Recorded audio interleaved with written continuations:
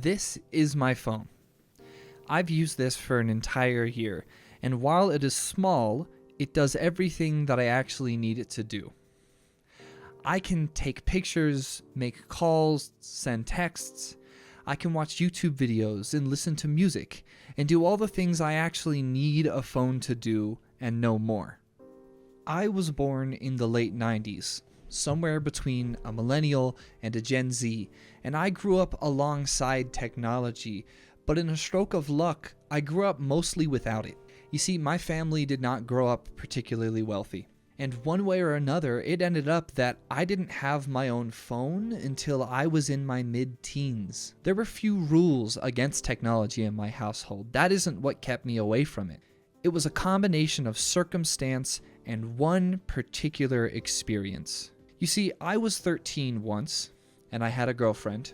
I was in 6th grade, and I wanted to talk with her outside of school. At the time, the most realistic option seemed to be making a Facebook account, which I did, and that's how we talked for a month or two. Little did I know or realize, I was not engineered to handle the power of instant messaging. The immediate gratification and the anxiety induced while waiting for someone to reply back was not something that my brain or maturity could handle.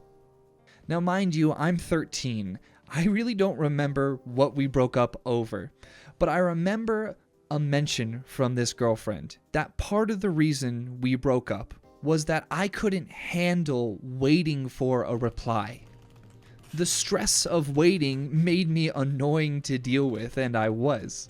Now, being the type of person I am, I took that really hard and felt really genuinely bad, like I had done something horrible.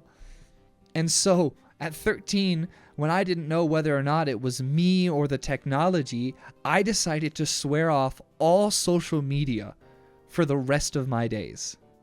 My relationship with social media would be locked down to short periods in Discords or maybe a Snapchat for me and a close friend. But never did I extensively engage with other people online. Never did I again have conversations with people because I decided that the technology was something that I just must not have been evolved to deal with correctly. So in a stroke of luck, it came to be that I was someone who wouldn't use social media growing up. I avoided falling into the same rabbit holes that drew young teenagers and adults into social media, leading to the anxiety and asocial behavior that anyone can see today. Somehow I got lucky and developed principles early on that would keep me from letting myself fall to this trap. And now, at 25 years old, I'm re-engaging with social media again for the first time in over a decade.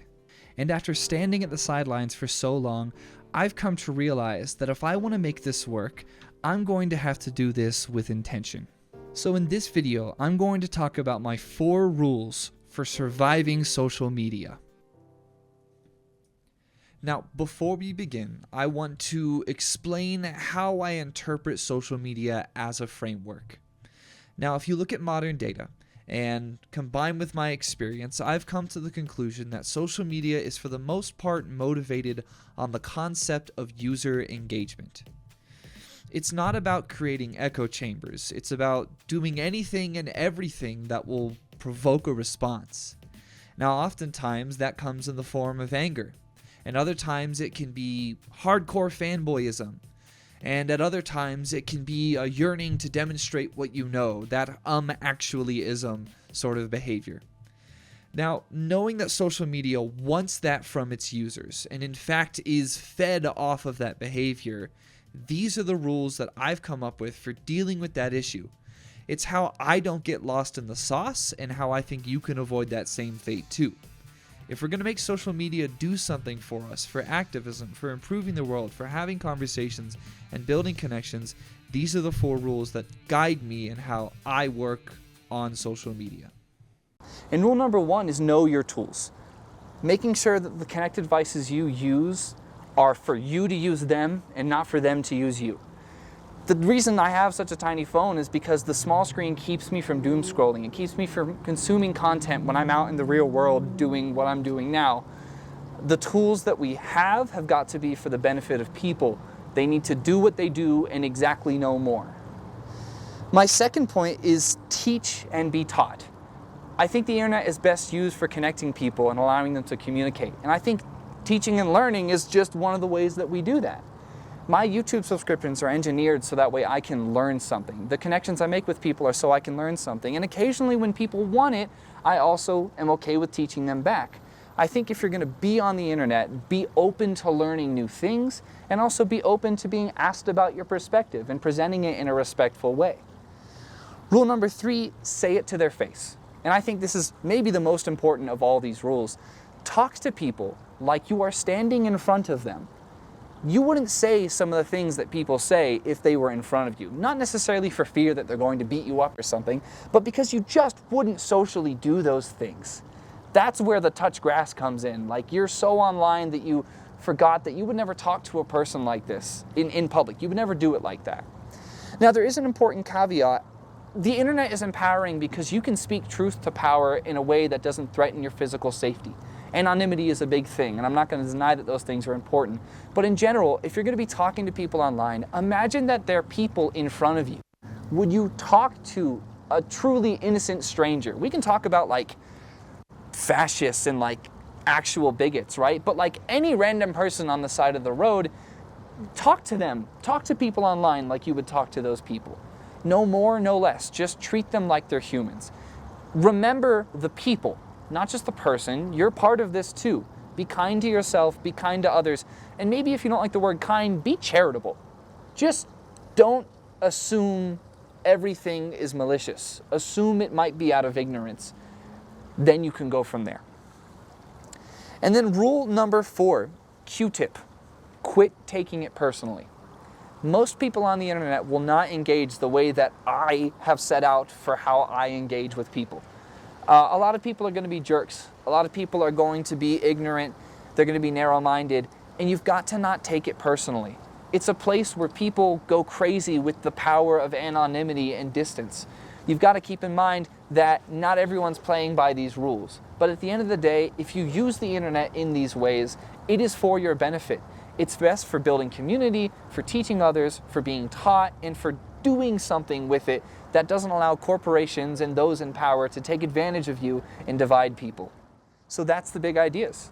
Know your tools, teach and be taught, say things to people's faces as if they were in front of you, and quit taking things personally. I know that that is a hard thing to do. It takes a lot of experience to quit taking things personally without giving into apathy. But at the end of the day, I think if we engage with people in these ways, it will allow us to decouple ourselves from algorithms and the things that are controlling things behind the scenes.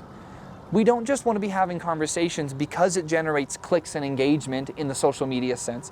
We want to be having conversations because it is for the benefit of people, for sharing information, for empowering each other, and not just for constantly either saying what's great or what's awful or what we love or what we hate.